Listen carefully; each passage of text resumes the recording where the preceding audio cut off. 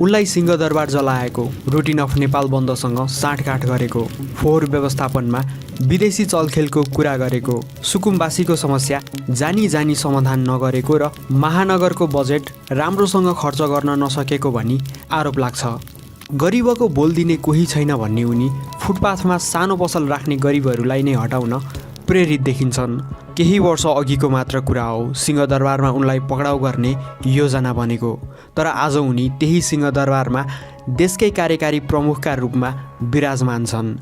धेरैलाई लाग्छ कि प्रधानमन्त्री बालेन शाह र्यापर थिए, मेयर भएर उनी फ्याट्टै प्रधानमन्त्री भए, तर राजनीतिमा प्रधानमन्त्री शाहले गरेको सङ्घर्ष यति मात्र थिएन। उनी आखिर को हुन्, यहाँसम्म उनी कसरी आइपुगे, यो जान्न हामी 2047 सालभन्दा पछि पुग्नुपर्ने हुन्छ।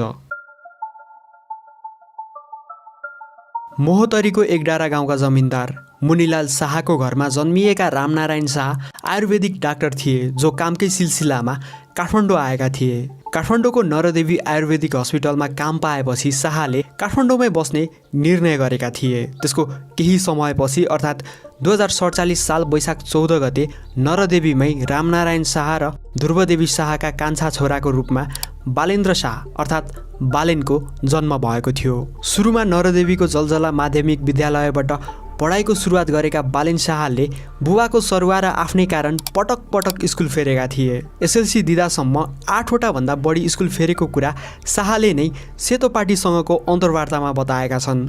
बालेन कुनै जिनियस बच्चा थिएनन्, उनी एक्जाममा पटक पटक फेल हुन्थे। यद्यपि उनलाई मोटर गाडीको बारेमा भने धेरै नै सोख थियो। पछि उनको यो सोख हेलिकप्टरसम्म पुग्यो। एसएलसी पछि शाह पाइलट बन्ने तयारीमा लागेका थिए, तर पछि भने उनले योभन्दा राम्रो इन्जिनियरिङ नै हुने निष्कर्ष निकाल्छन् र भिएस निकेतन कलेजबाट +2 सकेर शाह सिभिल इन्जिनियरिङ पढाइका लागि Himalayan white house engineering college join हुन्छन्। इन्जिनियरिङको पढाइ गरिरहेका बालेन शाहमा कविता लेखन र ऱ्याप जनराको म्युजिकप्रति निकै नै इन्ट्रेस्ट थियो।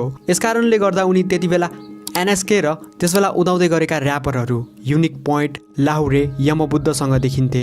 यसै समयतिर अर्थात् 2068-69 सालतिर बालेन शाहले जन्मिँदै क ख ग घ, सडक बालक जस्ता र्याप गीतहरू निकालेका थिए। 2070 सालमा भएको रबार्ड्समा बालेन पनि सहभागी भएका थिए, जहाँ उनले लिटल ग्रिजलसँग र्याप ब्याटल गरेका थिए। यही बेला नै शाहले हिस्ट्री भनेको फेरिने चिज हो भाइ, बालेन अहिलेसम्म आएको थिएन भनेका थिए। हिस्ट्री भनेको फेरिने चिज हो भाइ, बालेन अहिलेसम्म आएको थिएन, जुन पछि गएर चर्चित बन्न पुगेको थियो। यस समय क्रममा बालेनले मार्फाको मदिरा, अदितका सम्झना जस्ता अन्य गीतहरू गाए पनि उनको धेरैजसो गीतहरू राजनीतिसँग सम्बन्धित नै हुने गर्थ्यो। खासमा सानै उमेरदेखि बुबासँग विभिन्न सरकारी मिटिङमा पुग्न पाएका बालेनमा राजनीतिक चेत बसिसकेको थियो। यसबारे अझ बुझ्दै गएका उनी तत्कालीन राजनीतिक अवस्थाबाट खुसी थिएनन्। यसकारणले गर्दा र्याप, हिपहप म्युजिक मार्फत नै उनले आक्रोश पोख्ने गर्दथे। खासमा धेरैजसो मानिसहरू हिपहप जनरालाई एउटा युवा समूहको गीतको रूपमा मात्र लिन्छन्, तर यसभित्र पनि क्रान्तिकारी, सामाजिक न्याय र राजनीतिक चेतका विषयहरू उठान हुने गर्छन्। काला समुदायसँगै अन्य समुदायमा भएको भेदभावसँगै गरिबी, अपराध, अन्यायको विरुद्ध म्युजिक मार्फत युवाहरूले आवाज उठाउन प्रयोग गरेको जनरा नै हिपहप हो र बालेनले पनि यसैलाई नै रोजे।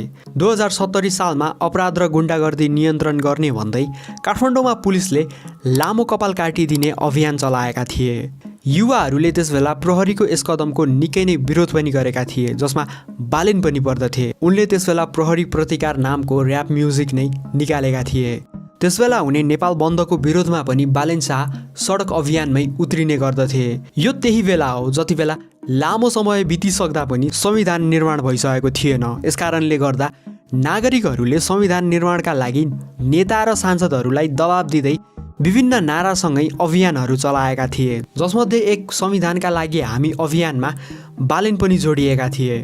यही बेला अर्थात् 2071 सालमै बालेन शाहले आफ्नो बहुचर्चित गीत म नेपाल हाँसेको हेर्न चाहन्छु रिलिज गरेका थिए। त्यही वर्ष बालेनले वज्रगुरु कन्स्ट्रक्सनमा ट्रान्सपोर्टेसन इन्जिनियरको रूपमा काम सुरु गरेका थिए। र्याप र इन्जिनियरिङतर्फ समय दिएका बालेन त्यसबेलासम्म राजनीतिप्रति चिन्तन र आक्रोश त व्यक्त गर्दथे, तर 24 वर्षका बालेनमा त्यतिखेरसम्म पनि राजनीतिमै लाग्नुपर्छ भन्ने सोच भने आइसकेको थिएन। तर जब 2072 साल वैशाख 12 गते देशमा महाभूकम्प गई ठुलो जनधनको क्षति भयो, यसले धेरै नेपालीसँगै बालेनको जीवनमा पनि टर्निङ पोइन्ट ल्याइदियो। सिभिल इन्जिनियरको ब्याकग्राउन्ड भएको हुनाले भूकम्पपछि बालेन पुनर्निर्माणमा संलग्न हुन थाले। त्यसबेला विभिन्न ठाउँ पुगेर पुनर्निर्माणको काममा लागेका बालेनमा एउटा विचार डेभलप हुँदै गयो कि बाहिर बसेर कराएर सिस्टम सुध्रिनेवाला छैन, यसलाई सुधार्न राजनीतिमै छिर्नुपर्छ। यद्यपि त्यसबेलासम्म राजनीतिमै होमिने अवस्थामा भने बालेन शाह थिएनन्। उनलाई आफ्नो पढाइ पनि पुरा गर्नु थियो। यसकारणले गर्दा भूकम्पपछि पुनर्निर्माणमा लागेका बालेन शाह नाकाबन्दीको बेलासम्म विभिन्न राजनीतिक गतिविधिमा संलग्न भए, तर केही महिनापछि नै उनी पढाइको सिलसिलामा इन्डियाको बेङ्गलोर गए। त्यहाँबाट स्ट्रक्चरल इन्जिनियरिङमा स्नातकोत्तर तहको पढाइ पुरा गरेर शाह सन् 2018मा नेपाल फर्किएका थिए। त्यसपछि उनले सोल्टिसिटी प्लाटिनियम डेभलपर्समा प्रोजेक्ट म्यानेजरको रूपमा केही महिना काम गरे भने उनले आफ्नै Balen consulting and construction private limited पनि सञ्चालनमा ल्याएका थिए। बालेनको यस कम्पनीले घर, स्कुल, हस्पिटल, ठुला सपिङ मलहरूको नक्सा बनाउने तथा निर्माण गर्ने कामसँगै भुइँचालो प्रतिरोधक घर सम्बन्धी जानकारी र परामर्श गराउने सर्भिस दिइरहेको थियो। यसपछि बालेनले पद्म ग्रुप अफ कम्पनीजमा डेपुटी जनरल म्यानेजरको रूपमा पनि काम गरेका थिए।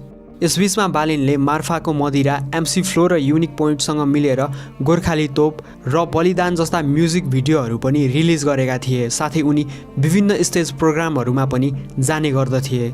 तर यो सब व्यस्तताका बीच पनि शाह राजनीतिबाट टाढा भने हुन सकेनन्।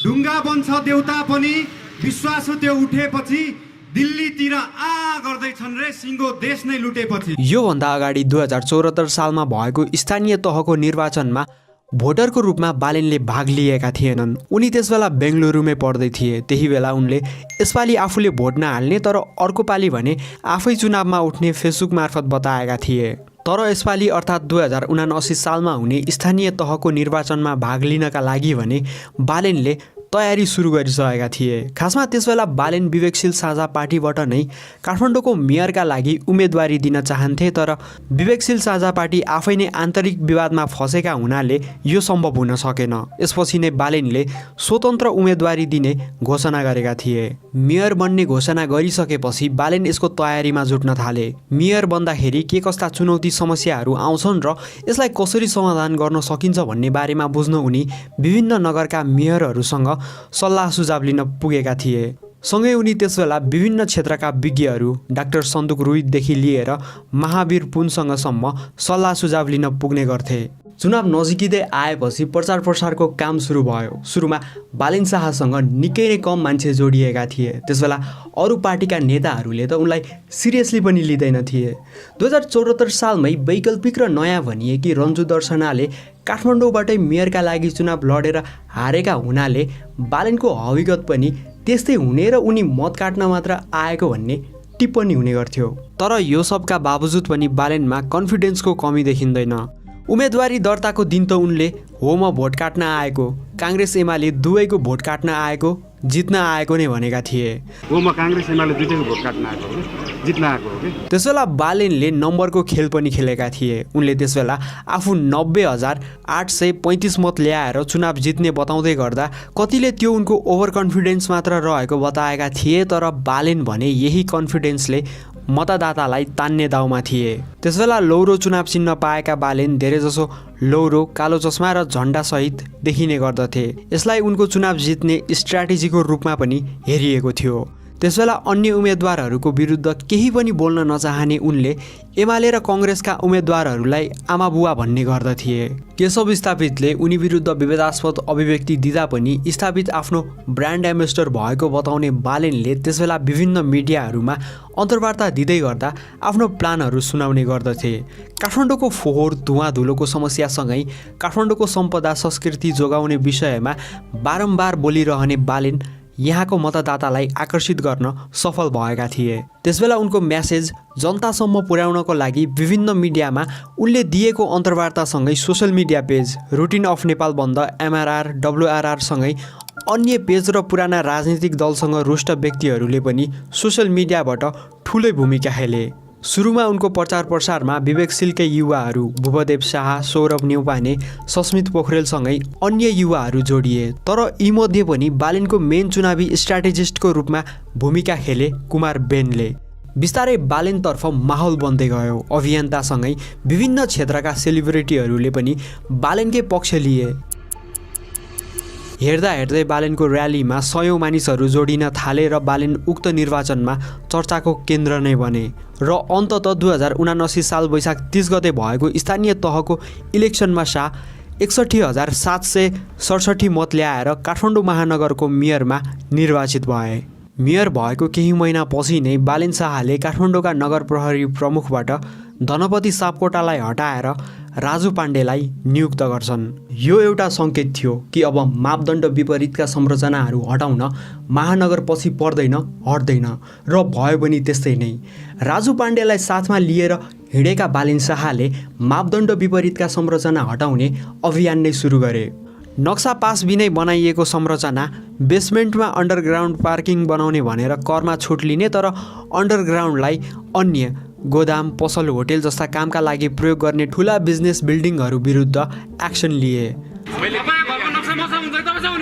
जुन निकै नै गाह्रो काम थियो। योभन्दा गाह्रो थियो खोला किनारमा रहेका सुकुम्बासी बस्तीहरू हटाउनु। सुकुम्बासी बस्ती हटाउन जाँदा थापाथलीमा त नगर प्रहरी नै कुटिए। पछि फुटपाथमा व्यापार व्यवसाय गरिरहेका कमजोर आर्थिक अवस्था भएका व्यवसायीहरूलाई हटाएपछि त बालेन शाहको ठुलो आलोचना नै भयो। गरिबको बोली दिने कोही छैन भन्दै गीत गाउने, तर गरिबकै उठिवास लगाउने भन्दै मानिसहरूले उनको आलोचना गरे।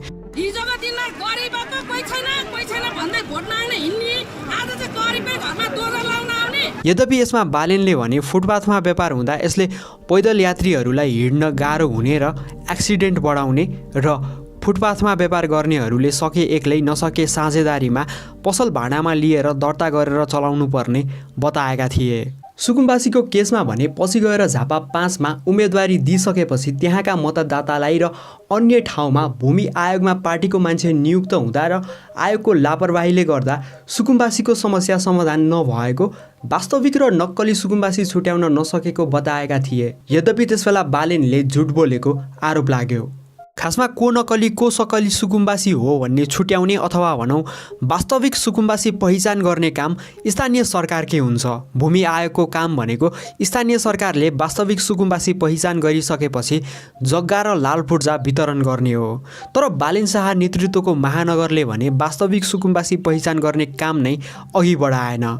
मेयर बालेन आफै नै धेरै सुकुम्बासी नक्कली रहेको निष्कर्ष निकाल्दै नगर प्रहरी र डोजर लगाउनमै तत्पर देखिए। यद्यपि खोला किनार नजिकै जस्तै कि बागमती, विष्णुमती नदीको छेउमा बसेका सुकुम्बासी परिवारलाई त्यहाँ नीति नियम अनुसार नै राख्न मिल्दैन थियो। अझ काठमाडौँमा त सुकुम्बासीसँगै नक्कली सुकुम्बासी पनि मिसिएका छन्। पछि झापा 5 का मतदातासँग कुरा गर्दै गर्दा बालेनले बारम्बार सरकार फेरिनुले पनि यो समस्या समाधान नभएको बताएका थिए। तर जे जस्तो भए पनि स्थानीय सरकार भएपछि बालेन शाह नेतृत्वको महानगरले सक्कली र नक्कली सुकुम्बासी छुट्याउने र असली सुकुम्बासी परिवारलाई व्यवस्थित तरिकाले सार्ने काम गर्न सक्दैन थियो त भन्ने प्रश्न उठ्छ। किनकि त्यही टाइममा अन्य स्थानीय सरकारले भने सुकुम्बासी परिवारको पहिचानको कामलाई अघि बढाएका थिए। मेयरका लागि चुनाव लड्दै गर्दाखेरि शाहले काठमाडौँको फोहोर समस्यालाई समाधान गर्ने र फोहोरलाई मोहरमा परिणत गर्ने बताएका थिए। तर यसपालिको चुनाव हुनुभन्दा केही दिन अघि भने उनले फोहोर व्यवस्थापनमा विदेशी चलखेल भएको बताएका थिए। उदाहरणको रूपमा फोहोर व्यवस्थापनमा विदेशी चलखेल यति थियो कि बालेनले यस्तो भनिसकेपछि उनले पनि काम गर्न नसकेपछि पुरानै नेताको जस्तो विदेशी चलखेलको सहारा लिएको भनी विवाद भएको थियो। खासमा मेयरमा निर्वाचित भइसकेपछि बालेन शाहले भनेअनुसार नै फोहोर व्यवस्थापनको काममा जुटेका थिए। त्यतिखेर सिसडोल र बन्चरे डाँडाका स्थानीयवासीले फोहोर त्यहाँ लगेर डम्प गर्दा त्यसले वातावरण र पानी दूषित भएको, रोग फैलिएको भन्दै काठमाडौँबाट आउने फोहोरमा रोक लगाउने, अवरोध गराउने गर्दै आएका थिए।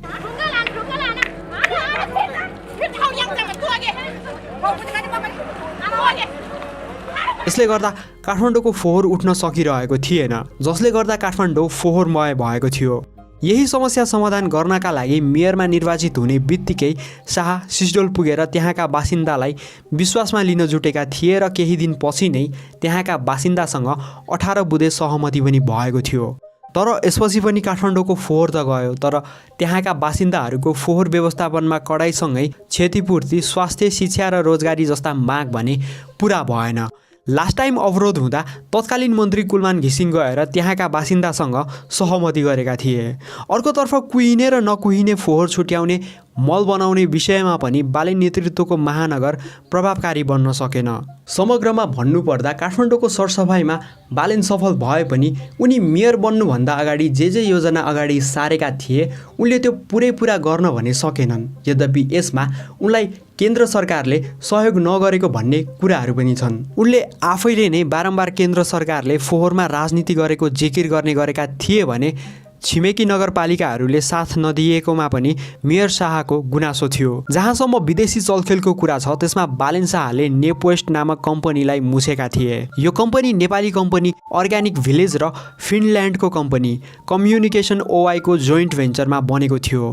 खासमा 15-16 वर्ष अगाडि नै तत्कालीन सरकार र नेपवेस्ट बीच उपत्यकाको फोहोर व्यवस्थापनको सम्बन्धमा सम्झौता भएको थियो, तर त्यसको केही वर्षपछि नै देश सङ्घीयतामा गएको र स्थानीय सरकारहरू बन्न थालेको कारण यो विषय अल्झिन पुग्यो। स्थानीय सरकारहरू फोहोर व्यवस्थापनको जिम्मा उक्त कम्पनीलाई दिने वा नदिने भन्नेमै अलमलमै रहे। बालेन काठमाडौँ महानगरको मेयर बनिसकेपछि पनि समस्या जस्ताको त्यस्तै रह्यो। नेपवेस्टले पहिला सरकारसँग भएको सम्झौता अनुसार नै अघि बढ्नका लागि बारम्बार दबाब दिए पनि मेयर बालेन यस कुरामा सहमत देखिएनन्। पछि आफ्नै तरिकाले जान खोज्दा नेपवेस्ट कम्पनीले अवरोध सिर्जना गर्ने, मुद्दा दर्ता गर्नेसँगै काठमाडौँको फोहोर व्यवस्थापनमा अवरोध सिर्जना गरिरहेको कुरा 2081 सालकै कार्तिकमा बालेनले आफ्नै फेसबुक मार्फत खुलासा गरेका थिए। बालेनका अनुसार निकै नै शक्तिशाली रहेको उक्त नेपवेस्ट कम्पनीको बारेमा प्रधानमन्त्रीको रूपमा प्रचण्ड चीन जाँदै गर्दा पनि चर्चा भएको थियो। त्यही वर्ष बालेनले केही वडाहरूमा सफलतापूर्वक फोहोर वर्गीकरणको सँगै फोहोरलाई मल बनाउने काम पनि पाइलट प्रोजेक्टका रूपमा सुरु भएको बताएका थिए। केन्द्र सरकारबाट असहयोग भएपछि 2079 सालमै शाहले सिंहदरबारको फोहोर नउठाउने घोषणा नै गरेका थिए। सिंहदरबार र त्यहाँ बस्नेहरूसँग उनको असन्तुष्टि यति मात्र थिएन। यसले गर्दा उनले त्यसबेला इन्डिया र चाइनाले बनाएको सरकारको कुनै इज्जत गर्दिन म भन्नेदेखि लिएर सिंहदरबार नै सार्नुस् भनेर फेसबुक मार्फत अभिव्यक्ति दिने गर्थे। तर यो सबमा सबभन्दा कन्ट्रोभर्सियल निस्क्यो सिंहदरबार जलाउने कुरा। 2080 साल भदौ 16 गते राति करिब 8:50 ट्राफिक प्रहरीले बिदाको दिन बालकुमारीबाट कोटेश्वर आइरहेको महानगरको सरकारी गाडीलाई रोकेर सोधपुछ गर्छन्। खासमा त्यो गाडीमा तत्कालीन मेयर बालेन शाह नभई उनको श्रीमती थिइन्। केही मिनेटको चेक जाँच लगत्तै पास बोकेर हिँड्नुस् है भन्दै ट्राफिक प्रहरीले उक्त गाडीलाई छोडिदिन्छ। तर त्यसको 1 घण्टा नबित्दै 9:21 मेयर बालेन शाहको स्टाटस आउँछ, आजको लागि केही भएन। भोलिबाट हाम्रो महानगरपालिकाको कुनै पनि गाडी सरकारबाट रोकियो भने सिंहदरबारमा आगो लगाइदिन्छु, याद राख चोर सरकार। त्यो बेलुका बालेनले लेखेको यस स्टाटसले निकै नै ठुलो विवाद मात्र सिर्जना गरेन, सिंहदरबारमा बसेकाहरूलाई नै खलबलाइदियो। त्यसबेला बालेनलाई पक्राउ गर्नका लागि प्रचण्ड, ओली र शेरबहादुर देउवा बीच बैठक नै भएको थियो, तर देउवाले त्यस्तो गर्न नहुने धारणा राखेपछि यो कुरा सेलाएको कान्तिपुरसँगको इन्टरभ्यूमा सीके राउतले बताएका थिए। स्टाटसले निकै नै विवाद सिर्जना भइसकेपछि 48 घण्टाभित्रै शाहले उक्त स्टाटस हटाएका थिए, तर सिंहदरबारमा आगो लगाइदिन्छु भन्ने अभिव्यक्तिले उनलाई अहिलेसम्म छोडेको छैन। भदौ 24 गते सिंहदरबार जलेपछि त यसमा बालेनको पनि हात रहेको भन्दै उनका विरोधीहरूले आरोप नै लगाएका थिए। साथै सिंहदरबार जल्दै गर्दा त्यहाँको आगो निभाउनका लागि दमकल नपठाएको पनि आरोप लागेको थियो। तर यसमा भने बालेन शाहले आफ्नो फेसबुक मार्फत भिडियो र लेख्ने जारी गर्दै 24 गतेको साँझ नै 8:15 महानगरको दमकल आगो निभाउन सिंहदरबार पुगेको बताएका थिए। साथै उनले काठमाडौँ महानगरसँग रहेको 5वटा दमकलले नै सर्वोच्च अदालत, अख्तियार, भाटभटिनी, हिल्टन होटेलसँगै अन्य ठाउँमा आगो निभाउने काम गरेको टाइम फ्रेम सहित बताएका थिए। त्यसबेला महानगरले यति मात्र नभएर घाइतेको उपचार, कुरुवा र बिरामीका लागि खाना, डाक्टर र दबाईको म्यानेजमेन्टसँगै अन्य कार्यहरू गरेको मेयर बालेन शाहले यही असोजमा फेसबुक मार्फत बताएका थिए। बालेन शाह र विवादको कुरा गर्दै गर्दा अर्को छुट्याउनै नहुने विषय हो रुटिन अफ नेपाल बन्दको।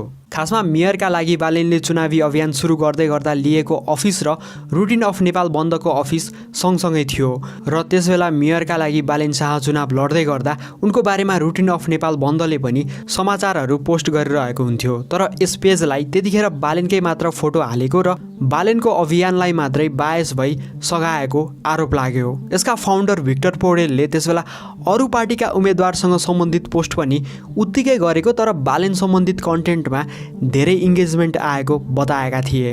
तर पछि भने मेयर बालेन शाहले सिंहदरबारमा आगो लगाइदिन्छु भनेपछि त्यसको बारेमा बोल्नुको साट्टो उक्त कुरालाई अन्त्य मोड्न र शाहको छवि चोख्याउन रुटिन अफ नेपाल बन्दले शाह सम्बन्धित राम्रो कुराको प्रचार गरेको भन्दै उक्त पेजको चर्को आलोचना भएको थियो। यसले गर्दा नै त्यतिखेर यसका फाउन्डरले पेज नै बन्द गर्ने निर्णय लिएको पनि भन्ने गरिन्छ।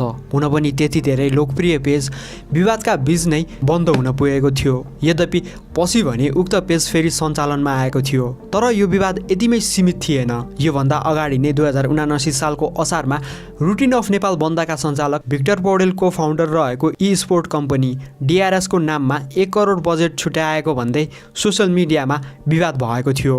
तर यसबारे स्पष्टीकरण दिँदै भिक्टर पौडेलले यो कुरा प्रमाणित गर्न चुनौती दिएका मात्र थिएनन्, आरोप प्रमाणित भए गर्न तयार रहेको सम्म भनेका थिए।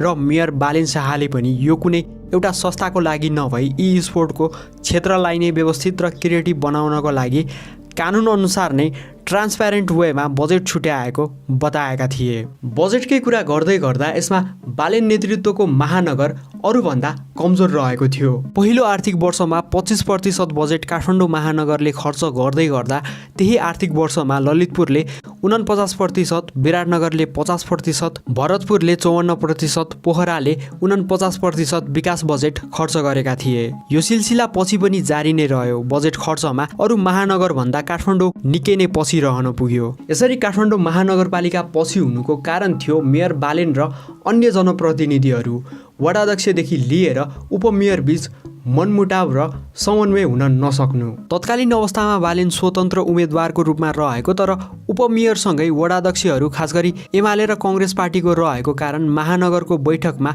अन्य विषयहरूमा पनि विवाद भइरहेको हुन्थ्यो। यसले पनि बालेन शाहलाई निकै नै कमजोर पारिदिएको थियो। त्यसमाथि एमाले कङ्ग्रेस नै मिलेर बनेको केन्द्र सरकारले पनि उनलाई असहयोग नै गर्यो, चाहे त्यो फोहोर व्यवस्थापनको केसमा होस् वा प्रमुख प्रशासकीय अधिकृत फेर्ने केसमा होस्, जसले गर्दा 3 महिनासम्म त महानगरका सबै कर्मचारीको तलबै रोकिएको थियो।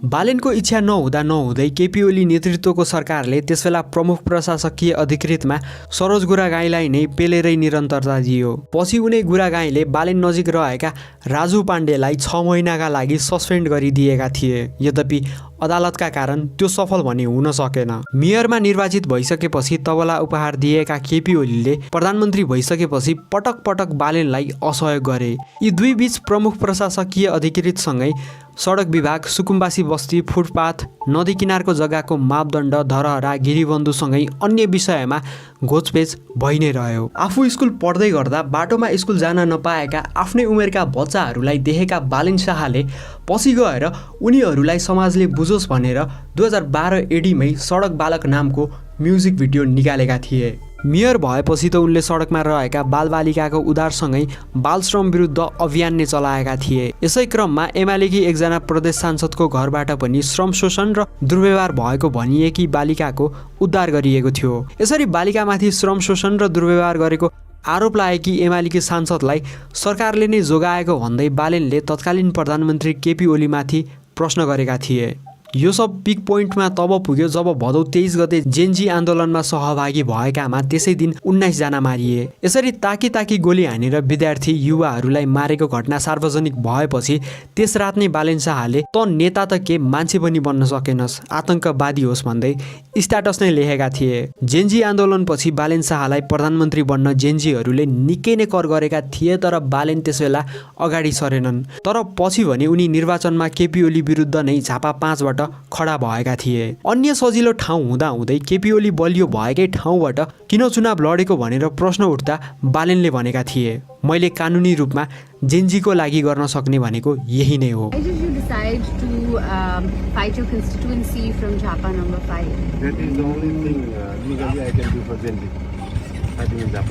योभन्दा पहिला पनि बालेनले जेन्जी प्रोटेस्टका बेलाका प्रधानमन्त्री ओली र गृहमन्त्री रमेश लेखकलाई पक्राउ गर्न उनकै नजिक मानिने र तत्कालीन अवस्थाका गृहमन्त्री ओमप्रकाश अर्याललाई दबाब दिएका थिए, तर यसमा उनी सफल हुन सकेनन्। तर झापामै गएर ओलीलाई नै हराउन भने बालेन शाह सफल भए। मेयरकै रूपमा अनेकौं अवरोध आउँदा पनि शाह सफल नै भएका थिए। नियम कानुन मिचेर बनाइएका संरचना भत्काउन, फुटपाथ हिँड्न मिल्ने बनाउन, सहर सफा राख्न, काठमाडौँको सम्पदा संस्कृतिलाई प्रमोट गर्न सफल भएका बालेन शाह नेतृत्वको काठमाडौँ महानगरले बुक फ्री फ्राइडेसँगै अन्य अभियानहरू चलाई सरकारी स्कुललाई अझ प्रभावकारी र आकर्षित बनायो। सिप मेला सञ्चालन गर्यो, छात्रवृत्तिमा सुधार गर्यो। पछिल्लो 1 वर्षमा मात्रै 20,000 भन्दा बढी विद्यार्थीहरूले महानगरपालिकाबाट छात्रवृत्ति पाएका थिए। यस्तै स्वास्थ्य क्षेत्रमा पनि बालेन नेतृत्वको महानगरले सेवालाई प्रभावकारी बनायो। हजारौं नगरवासीलाई निशुल्क स्वास्थ्य सेवा उपलब्ध गराउनेदेखि लिएर लाइफ इन्सुरेन्स प्रोग्रामलाई अझ प्रभावकारी बनाउने, काठमाडौँ बाहिरबाट आएका गरिब विपन्न नागरिकलाई निशुल्क उपचारको व्यवस्था गराउने,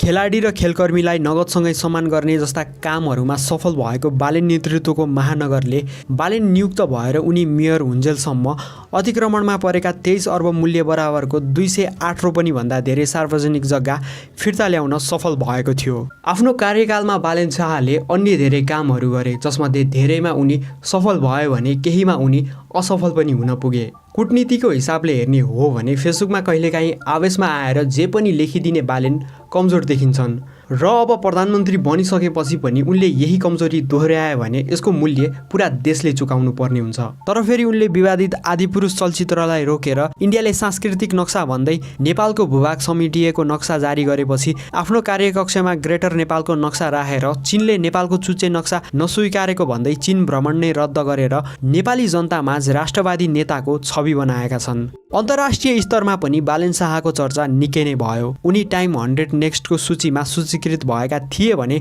न्युयोर्क टाइम्स, रोयटर्स जस्ता अन्य मिडियाहरूले पनि उनको बारेमा न्युज कभर गर्ने गर्थे। लगभग 3 वर्ष 7.5 महिना काठमाडौँको मेयरका रूपमा काम गरिसकेपछि 2082 साल 10 को महिना 4 गतेबाट लागू हुने गरी बालेन शाहले मेयरको पदबाट राजीनामा दिएका थिए। त्यसपछि उनले राष्ट्रिय स्वतन्त्र पार्टी जोइन गरे। यसले बालेन र उनको समूहलाई मात्र नभई रासोपालाई पनि निकै नै ठुलो फाइदा पुर्यायो। फागुन 21 गते भएको इलेक्सनको रिजल्ट रासोपा र बालेनकै पक्षमा देखिएको छ।